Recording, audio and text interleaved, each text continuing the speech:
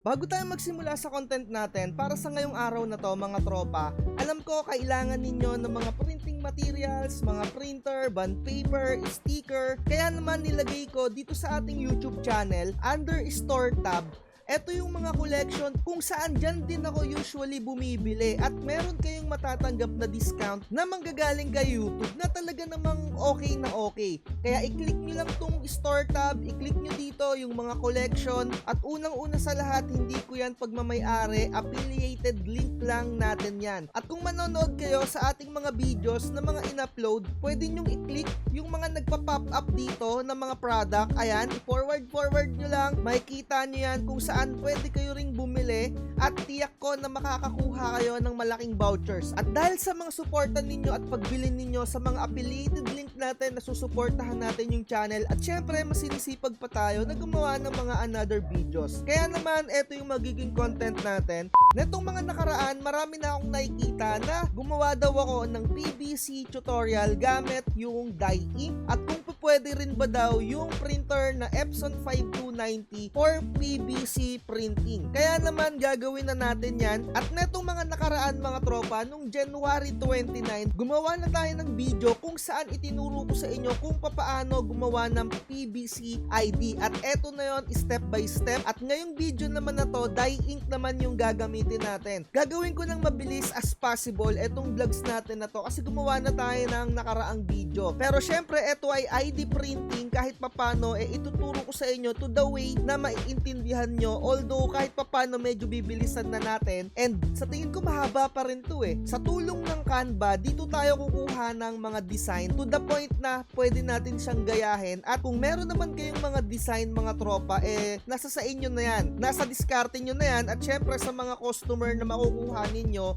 kung ano yung design na gusto nilang ipagawa. At unang-una sa lahat mga tropa, pwede naman talaga gamitin yung dye ink sa mga ganitong klase sa PVC printing. At to tell you honestly, may mga nagagawa na rin ako ng mga customer using dye ink pero i-blur ko na lang yung data na yan kasi mga tropa eto ay school. Kumbaga nagpagawa sa akin yung student na wala yung kanyang ID kaya naman ginawan ko siya mga tropa and ginaya ko lang kung ano yung design nung pinaka-customer natin na usually na ID niya. Ayan, nakikita nyo naman, i-blur na lang natin yung pinaka-design syempre. Ayan, nawala kasi yung pinaka-ID niya at again, pwede naman talaga ang dye ink. Pero meron siyang pros and cons and ang mangyayari, mabilis siyang mag-fade. Sa totoo lang tayo, no? Pwede siyang abutin ng weeks or days pa lang mapapansin mo na merong fading. And syempre, as times goes by talaga, mas matindi na yung mangyayaring fading. Unlike mga tropa sa mga paggamit nyo ng pigment ink. Eto, mga tropa, kung nakikita nyo tong pinaka-ID na to,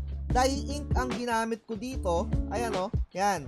'Di ba? Kung nakikita nyo ng maayos, medyo may fading na siya sa totoo lang kasi hindi naman siya ganun talaga kalabnaw yung pinakakulay niyan. And eto, halos ilang buwan na rin to sa akin. Parang mga isang taon na nga rin ata, mahigit Ayan, dye ink ang ginamit dyan. And eto mga tropa, usually pigment ink ang mga ginagamit dito. And eto, sobrang tagal na neto, 10 or 6 years na sa akin to. And wala pa siyang kahit papano na fading. And ganyan talaga pag pigment yung ginamit mo. So kitang-kita yung pinaka-pagkakaiba. And without further ado, gagawa na tayo ng ID. So ang unang-una natin kakailanganin, syempre yung materials. Dahil nga sample lang to, eto yung mga gagamitin natin, yung mga retaso. So kung anong brand neto mga tropa, any brand will do. Pero ang ginagamit ko, PET sheet ng Kuyi. And may mga brand din na mga makakapal din. And syempre iba yung presyo nun. Pero eto yung usual na ginagamit sa printing ng ganyan. And syempre ilalagay ko na lang yung link kung saan kayo pwedeng bumili. Makakakuha kayo dyan ng ganito, 50 pieces na ganyan.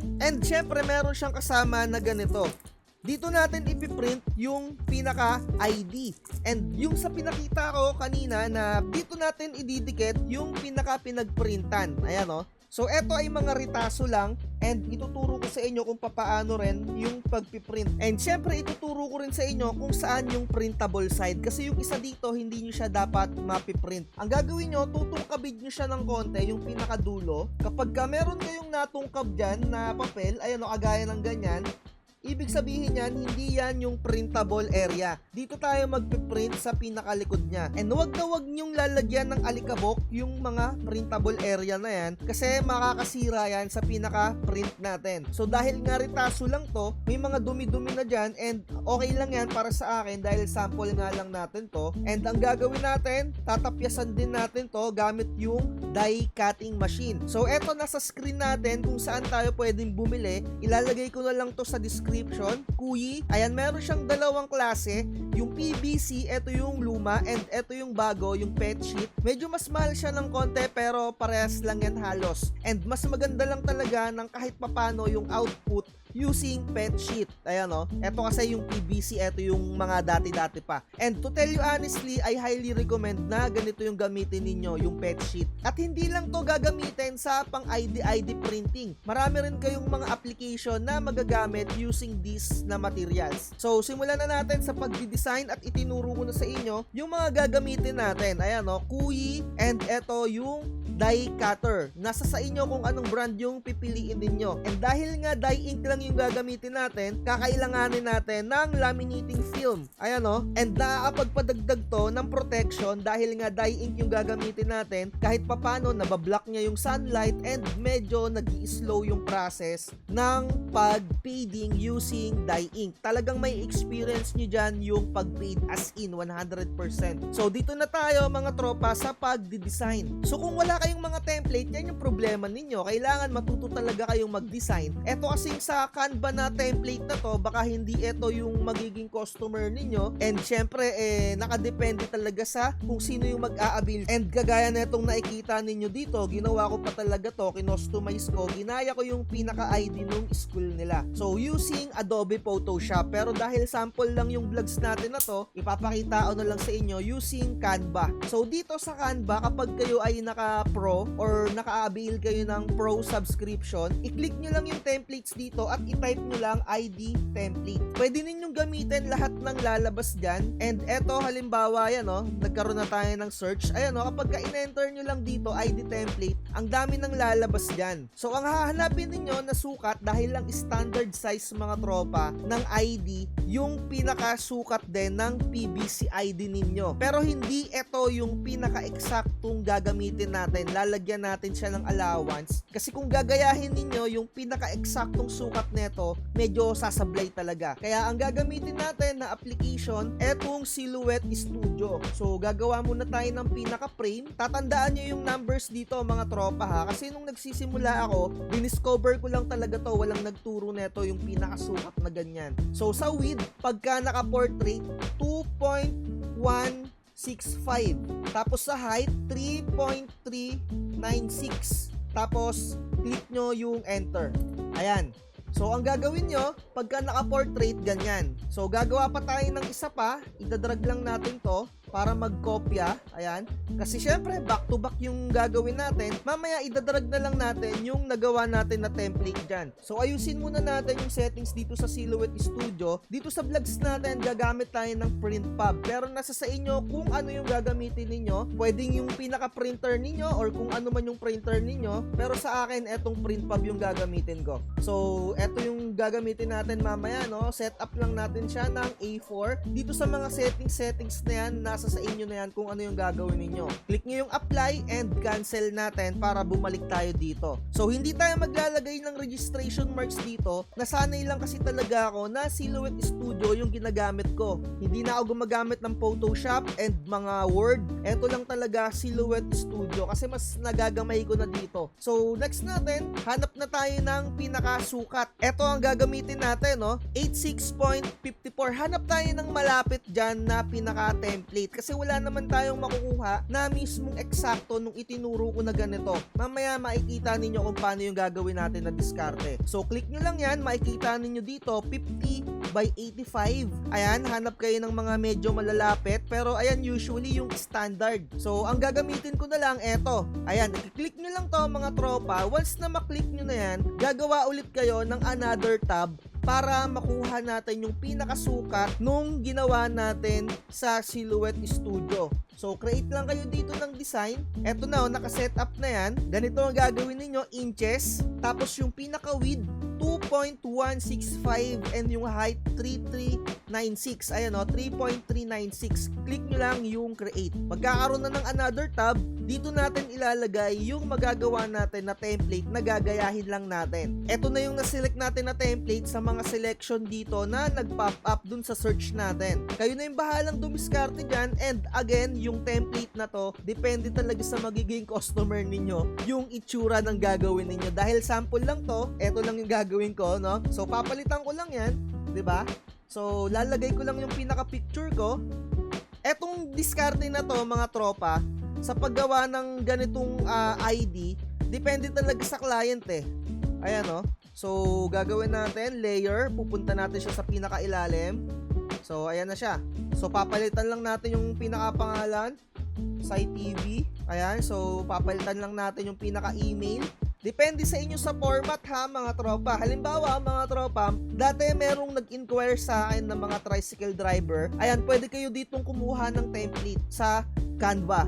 Gawan nyo lang ng pinaka-diskarte kasi sa mga ganyan, sa mga micro business, yung mga maliliit na company, kayo na yung bahalang mag-design kung wala pa silang pinaka-design. So, dito gawa lang tayo ng email, sitebudol@gmail.com. Wala lang to, mga tropa, sample lang yan. So, dito sa number, kung okay na yan, okay na yan. So, sa pinakalikod, kung walang pinakalikod, gawan nyo na lang, mga tropa, no? Yun nga lang, no? Wala siyang pinakalikod. So, hanap tayo ng merong nasa likod. Eto, gayahin na lang natin siguro to. Ayan, kunyari lang naman to, mga tropa. So, eto na yung gagamitin natin. Download muna natin to. Yan yung magiging page 1 natin. Download natin siya, page 1. Kumbaga, ito yung magiging front, 'di ba? Dahil sample lang naman 'to. Antayin lang natin siya ma-download and idadrag ulit natin siya dito sa ginawa natin na template na sukat yung 2.165 at 3.396. Kanya-kanya ng diskarte dito, mga tropa ha. And kung hindi ganito yung method ninyo, okay lang kasi nasa diskarte nyo talaga yan. Ipinapakita ko lang talaga kung paano yung ginagawa ko. So, ayan, ginawa ko. In-stretch ko na lang siya kahit paano. Yun nga lang, medyo nag-expand yung pinakapagmumukha ko dito. So, medyo ipabalik natin siya ng konti. Ayan. So, palitin natin to ng konti pa para hindi naman masyado nag-expand yung mukha natin. Ayan, no? So, sa tingin ko, yung ganitong diskarte, yung ganyan, okay na yan. So, gawa ulit tayo ng isa para naman sa likod. So, kuha lang tayo ng pinaka-template dito. So, halimbawa, ito yung pinaka-likod na gagamitin natin. Again ha, sample lang to. So, dito, i-akma na lang natin siguro, graphic designer Emerald, di ba? Graphic designer. So, eto, hindi na natin i-edit yan dahil sample lang naman to. Page 2, download natin yan. Ayan, again, aantayin natin yan. Tapos, idadrag ulit natin yan dito sa pinaka-pangalawa. Ayan. So, right-click, set image as background. So, kung sa tingin nyo okay na to, or kung hindi pa, medyo ayusin nyo siya ng konti. Ayan, kung naka-center na, di ba? Kailangan naka-center siya. Ayan, eto ha, again ha, sample lang to. Yan lang talaga yung nakita ang trip ko. So, next natin, download natin to. Para saktong-sakto na siya dun sa ginawa natin na template dun sa Silhouette Studio. So, next natin, yung page 2. Kasi kung hindi natin ginawa tong method na to, hindi siya magpapantay kung ginamit natin yung pinakasukat nila na kagaya ng ganito. So eto, sasampulan ko kayo, ida-download ko tong sukat na 80 by 50, yung ganyan no. Ayan, kung nakikita nyo, napakalaki niyan mga tropa. Eto na lang para medyo makatotohanan. Eto na lang yung ida-download ko, yung isa, yung ano bang sukat nito, yung una nating na din-download. Saan na ba yun? Eto no, ayan no, 50 by 85. Ayan yung ida-download ko ha, para maipakita ko sa inyo kung ano yung pagkakaiba. Kaya natin siya inilagay dito sa pinaka-sukat na gusto at kailangan natin. So eto na yan ha, eto, idadrag natin siya sa Silhouette Studio. Ilalagay natin siya dyan. Nakikita nyo naman yung pinakasukat ng mismong template na ginamit natin na 50 by 85. 'Di ba? Medyo mas dikit na dikit siya doon at hindi natin siya ma-adjust. At eto naman yung ginawa ko na pinakasukat dun sa 2.1653396. Idadrag ko lang siya para makita ninyo yung pagkakaiba. Ayan. So dito sa pangalawa na which is eto talaga yung pinakasukat. Ayan o, kung makikita nyo siya, saktong-sakto sa pinaka-frame, hindi siya yung malapit na malapit sa pinakataas. Ayan o, kung ipag sa side to side nyo siya, kahit papano nakababa siya dito ng konti. Ayan o, 'di ba? At hindi siya yung parang pilit na ipinasok dun sa pinaka-template natin. So, ganon mga tropa, no? Kaya kailangan meron kayo talagang pinaka-eksaktong sukat. So, ilagay na natin yung para sa back. Dito na lang natin siya ikabit sa pinaka-kabila. Tapos, next na gagawin natin dyan, papatihaya natin yan. Ayan, nakaslant.